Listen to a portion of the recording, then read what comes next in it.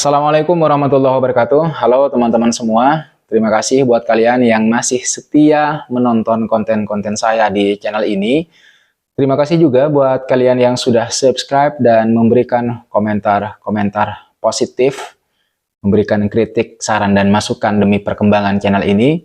Buat kalian yang menyukai konten-konten saya, jangan ragu untuk klik tombol like dan kemudian komen. Sekali lagi terima kasih. Oh ya teman-teman, tentu saja di konten kali ini saya bukan cuma mau menyampaikan rasa terima kasih saya ke kalian, tapi juga mau membahas soal pengakuan terbaru dari pelatih timnas Jepang yaitu Hajime Moriyasu soal kekuatan sebenarnya timnas Indonesia menjelang bentrok mereka di Stadion Utama Gelora Bung Karno pada tanggal 15 November bulan ini. Hajime Moriyasu dan anak asuhnya tentu saja di timnas Jepang ternyata cukup terkejut dengan keberadaan para pemain naturalisasi dari timnas kita, timnas Indonesia. Secara khusus pelatih Jepang ini mengatakan bahwa timnas Indonesia mendapatkan kekuatan lebih yang belum pernah dimiliki sebelumnya. Seperti berita yang dinaikkan oleh FIFA, teman-teman, Moriyasu mengatakan kepada Nikkan Sports bahwa sebagian besar pemain yang dinaturalisasi timnas Indonesia adalah pemain-pemain yang aktif bermain di Eropa. Moriyasu menyadari betul bahwa para pemain timnas kita, timnas Indonesia, sudah jauh berbeda dengan Indonesia yang mereka hadapi di Piala Asia tahun 2023 lalu gitu. Di mana pemain naturalisasi Indonesia saat itu belum selengkap sekarang.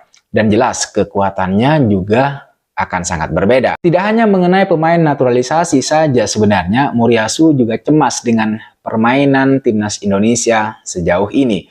Menurut dia, timnas Indonesia adalah sebuah tim yang memiliki pertahanan solid dan juga serangan yang cepat.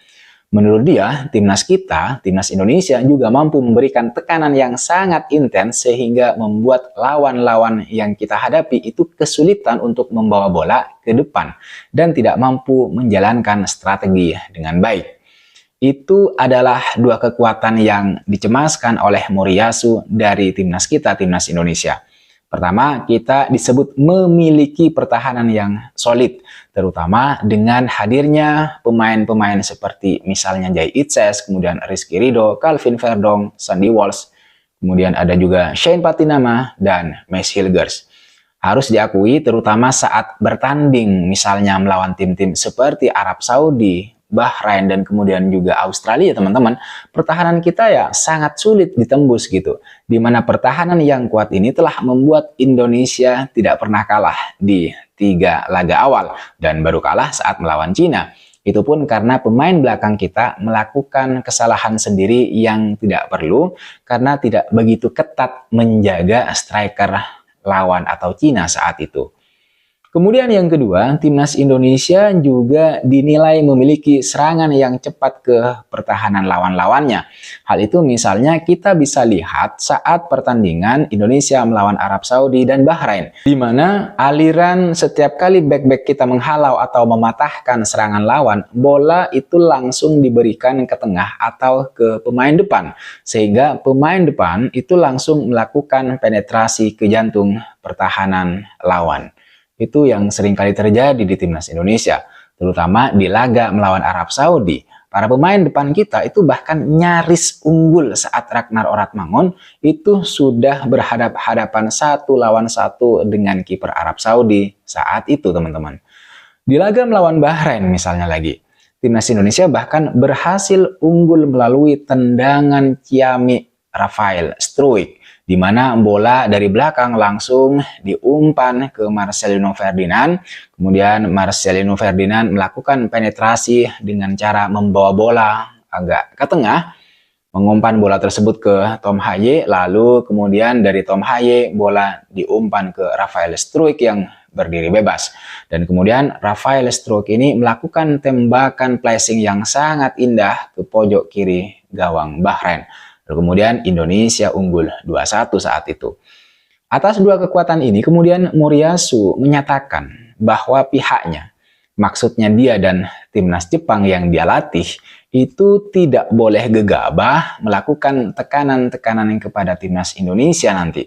Dia mengatakan bahwa menghadapi lawan dengan pertahanan yang solid seperti yang dimiliki oleh Indonesia, timnya ingin menciptakan lebih banyak peluang untuk mencetak gol daripada saat mereka melawan Australia di bulan Oktober lalu.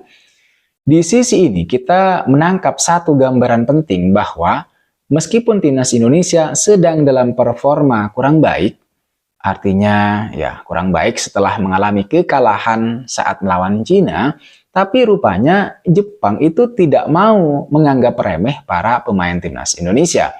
Apalagi Jepang juga mengalami tren kurang baik setelah hanya bermain imbang saat melawan Australia di pertandingan terakhir mereka. Itu pun mereka bermain di kandang sendiri. Atas dasar kewaspadaan yang tinggi terhadap para pemain timnas Indonesia kita, media Jepang Nikkan Sports bahkan menaruh perhatian khusus kepada setidaknya tiga pemain timnas Indonesia yang dianggap dapat mengancam gawang Samurai Biru. Pemain pertama timnas Indonesia yang memperoleh perhatian khusus dari Nikkan Sports adalah Calvin Verdong yang berposisi sebagai wingback kiri. Sejak pertama kali dia bergabung dengan timnas Indonesia pada tanggal 11 Juni 2024, Calvin Verdong itu sangat sedikit sekali melakukan kesalahan.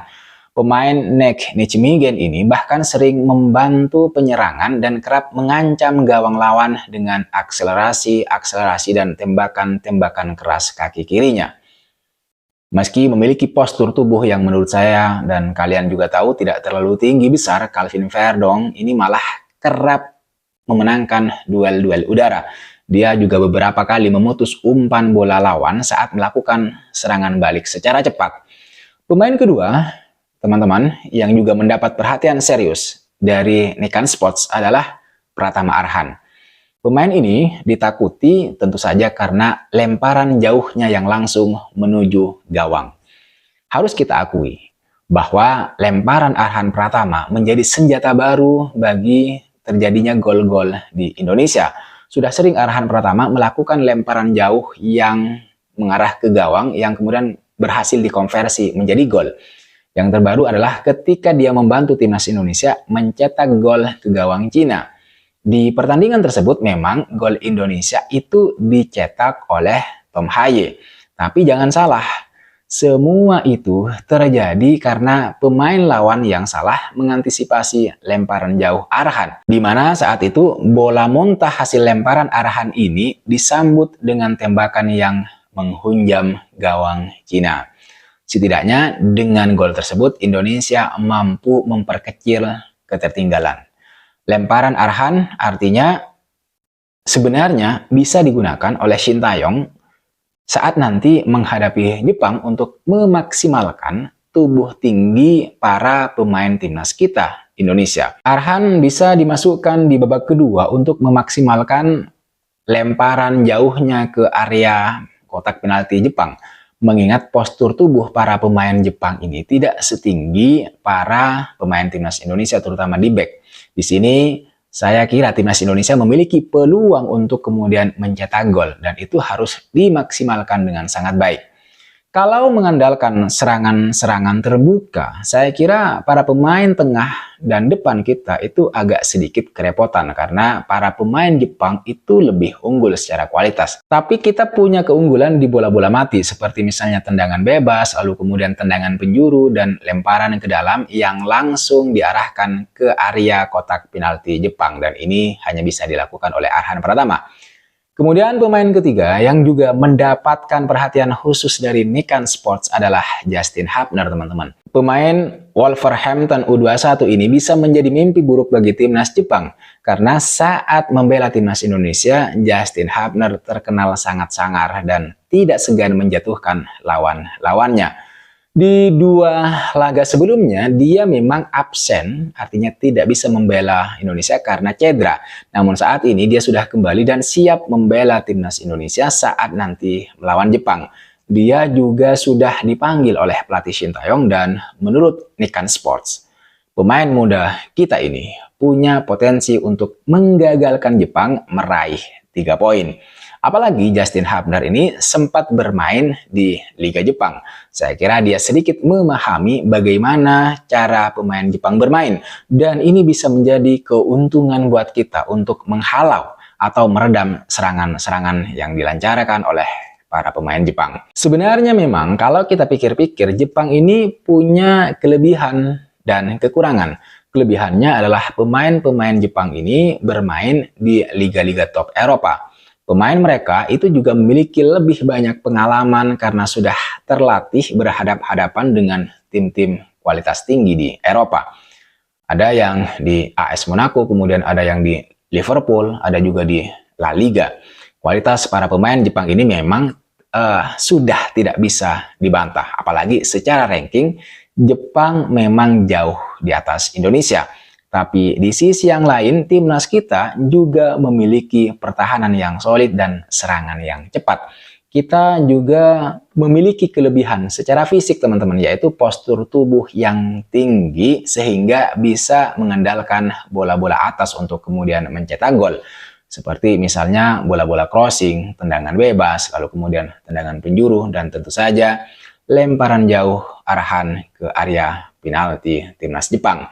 Ini adalah kelebihan-kelebihan ya yang dimiliki oleh para pemain timnas Indonesia yang harus dimaksimalkan dengan baik nanti di tanggal 15 November. Oke teman-teman sekalian, saya kira itu yang bisa saya bahas di video kali ini. Terima kasih buat kalian yang sudah menonton video ini sampai selesai. Terima kasih juga buat kalian yang sudah subscribe, buat kalian yang sudah memberikan kritik, saran, dan masukannya. Jangan lupa like, comment, dan subscribe. I'll see you on the next video.